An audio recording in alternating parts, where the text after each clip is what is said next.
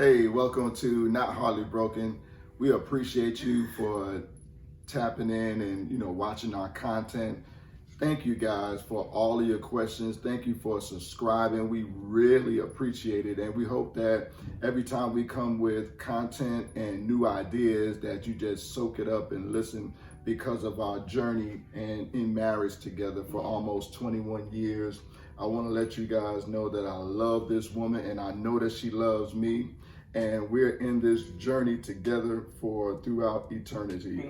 We have 6 children, 6 beautiful children that we are trying to raise, and we're trying to grow them up and guide them in the way that they should go. But it's not easy for a family of 8. Not at all. And there have been some struggles. We're not experts in this marriage thing whatsoever, but what we do know, we've came through a lot of different transitions, different calamities, things we had friction with, bumped our heads against. But we've always pulled through some way, somehow. Would you say? I would say that. Yeah. I definitely would say that. It's definitely been a road that we've journeyed together. And what we feel like, the reason why we even present these videos is because there's just been some things through the years that we felt we're responsible for helping other couples to get through.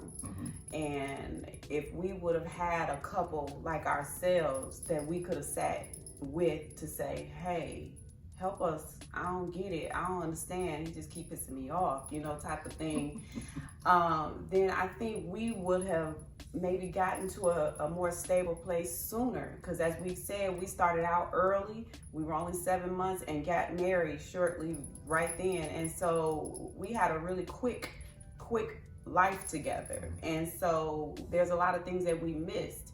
And had we had a forum like this, or some people that we could have sat down with like this, that would have been really, really good. So that's something one of our reasons as to why we keep sitting in front of the camera, making video after video, not for our own sake, but because we know that there's something more that we are responsible for. Absolutely. And so we appreciate you guys for liking and sharing and subscribing, and keep it up, because you make us work, and we love to work this way. So, so one of the things with us, courting so shortly before we got married, we didn't get a chance to know each other. We didn't get a chance to ask each other those pertinent questions about our backgrounds. We just knew that we liked each other a lot. We were in love. We knew that we were both saved. We were both under the same ministry, and so we said, okay, let's make it happen. Yeah, well, we did believe we heard God. Now that was important, that we obeyed what we heard, what the voice of God was. Now it was a faith walk, because we heard God, but we didn't have all the rest of the length of time that everybody else seems to have, a year, 2-year engagement. We didn't get all that time. We just had to obey and do it when He said. Right. Now, if you're a couple that don't necessarily believe in God, that does not mean you cannot have a successful marriage.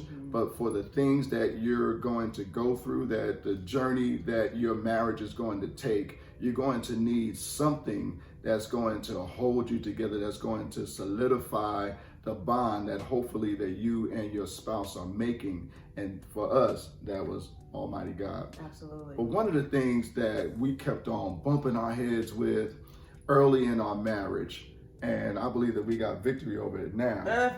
Finally. But one of the things that was just a thorn in our side, we would argue all the time. And not that we don't get into heavy duty fellowship now, but back then it was like every day or every other day we were arguing about something. We didn't agree on something, and we couldn't just agree to disagree. That agree to disagree and then move on to the next thing. We couldn't do that. Yeah, we weren't doing that. I was stubborn and selfish. I'm not going to speak for her. I was too. I was too.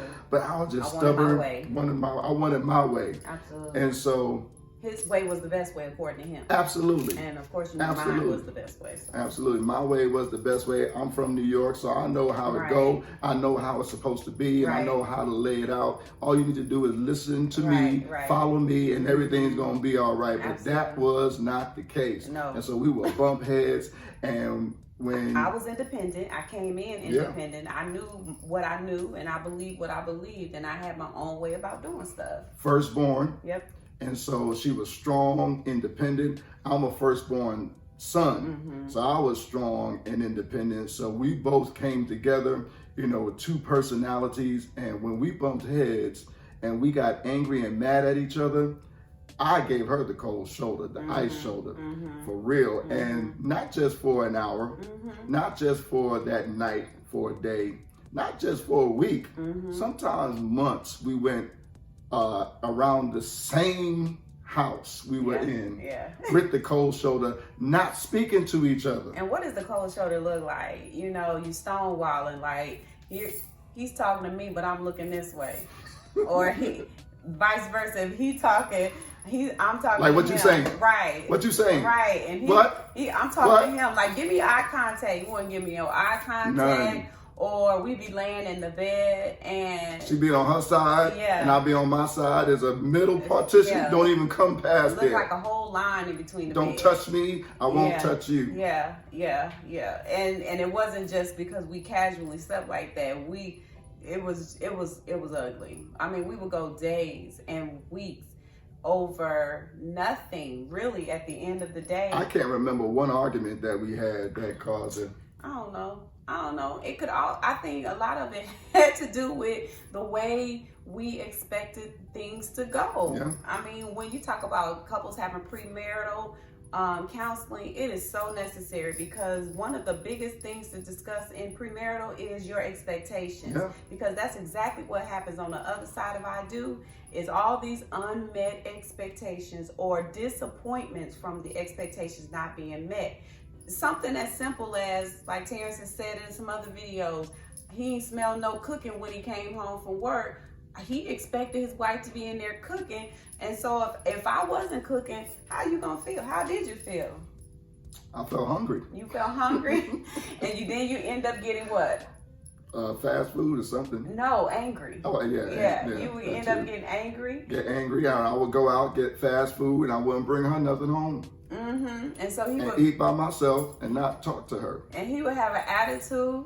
And so you done worked all day. I haven't seen you all day. You come home, ain't nothing smelling in the house to prepare for you to come in, and then you're mad. I was mad because I'm like, you gonna let me go out and fend for myself? Then I'm just gonna fend for myself. I'm used to it. I've been doing it for all this time, all these years, so I can go back to doing what I was doing. And that very thing is something that we are still working through, even to, the most recent years, is that some of the things that we start out with as a cycle, they continue to cycle through your entire relationship until you begin to put a stop to it. And some of the ways we had to start putting a stop to it, like Terrence said, we didn't have a long courtship, so that bonding that was so necessary, and that is so necessary when you're talking about being in a relationship or being married. There's that bonding that creates the glue for the both of you to stay together. It's the resting place that you arrive to, that I'm not going nowhere. Come hell or high water, no matter how much we might bicker or be upset, at the end of the day, I'm not going anywhere, because in an argument, tempers flare because of that insecurity of, is this gonna be the thing that sends you away from me? Am I gonna say this one last thing and that's gonna be the thing? And then you feeling insecure, you're angry and saying it, but in the same breath you're like, oh God, is this the thing that's going to send them out the door? And so it's an insecurity that you are really dealing with in that moment, which is against the bonding. Yeah. But if you can bond, then the argument really doesn't have any fire. It doesn't really have any fire. Yeah. Now, can you mention the bonding process? And for us, the bonding process that we had, the only thing that we had was the foundation was, both of us loving God and being saved. So that was the only thing that we had. We had the foundation, but what came later and afterwards was the revelation of who she really was, where she began and how she grew up. And, we talked about some of that stuff when we were courting, but we didn't have a whole lot of, deep conversations about that and about our background, which is very important. So as we were married, we now had to start revealing that stuff and unpacking that stuff and realizing who we were. And then, in the midst of that, dealing with arguments and dealing with careers and dealing with children and dealing with bills and finances. And so we had to learn all that on the fly. On the fly. And so, so when we bumped heads and had our arguments, then, when she didn't understand and receive my side, I wasn't trying to understand and receive her side, because it was my side or no side. That's just how it was, but that was just selfish and stubborn of me. And I had to learn how to listen, had to learn how to communicate, hear what she's saying, hear what she's not saying, look at her body language. I, growing up, was always big on observing, observing people, observing body language, and it was pretty good. I can, kind of pick them out of the crowd. Pick them out of the crowd. Pretty good at that. But it's a lot different when you're dealing with someone on a daily basis, on a minute by minute basis. We were together. And so there's times when we weren't speaking to each other for days and for weeks. We would go to church and we would smile when we were in church, knowing that we wasn't talking or nothing. A mess. But then, and then we're in church, we're talking to people, talking to the parishioners and everything like Just that. A mess. Soon as we get in the car, shut it down. Shut down. We ain't talking no more smiles, we ain't showing no teeth. And came on home and was doing that, and was just cyclical over and over again. It was just a cycle that we were in and didn't know how to get out of it. Nasty. And for me, it was just, growing up, you can trust people that show themselves to be trustworthy, but then there's always that 5 to 7% window that you kind of just leave open just in case they want to act a fool, that you can say, see, I knew it.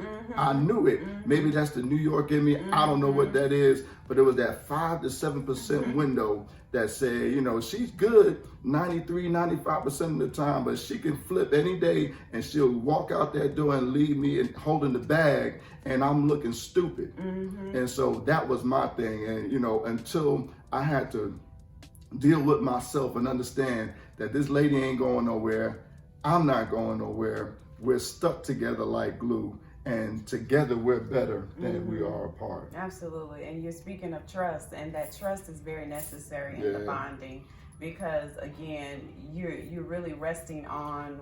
And can I say that I trusted you? But you had that 5 to 7% of my heart, right, that I wasn't willing to give you. That you didn't give all to me, right? That because I didn't think that you would know what to do with it. Right. Yeah. So that's that 100%. But for it to work, because 100%, you believe me now. Yeah. So for it to work, 100% of the heart, we can't withhold, and that's the marital journey. Is. But I'm sorry, because you but you know what happened over time. I was able to give her a piece of that, and she knew what to do with it. And then I'll give her some more, and she knew what to do with it. And I was like, you know what, just whatever, she got me. Yeah. So it's important that the whole 100% is invested on both ends, because if there's a portion of it that's not, that's where this happens the whole time, until you give up that 100%. And that's something you're supposed to be ready to do when you say I do, before you say I do. Had you had premarital counseling. Yeah, and had you had a year, maybe year two engagement, we might have been able to, but we're trying to warn you now. We're trying to give you a little heads up. And even couples that had that premarital counseling, 3 months of premarital counseling and a 2-year engagement or more, still having issues with that. That's true. So. Yeah, so a shout out to all the therapists and the counselors out there who are doing it, holding it down, because it's important to help prepare these relationships and these marriages for the long journey ahead. But it can be such a beautiful experience together when the couple really give their partner them whole selves. Right. Their whole self and not withhold any. And don't give your partner or your spouse a part of your heart that they can borrow. Give them the whole heart. And that's going to take some courage. It's going to take some vulnerability. It's going, you're going to be anxious. You're going to be fearful. But once you get over that anxiety, once you get over that fear, once you get over that confusion, and you really know and trust who you're with, it's going to be a beautiful thing. Yeah. See you next time.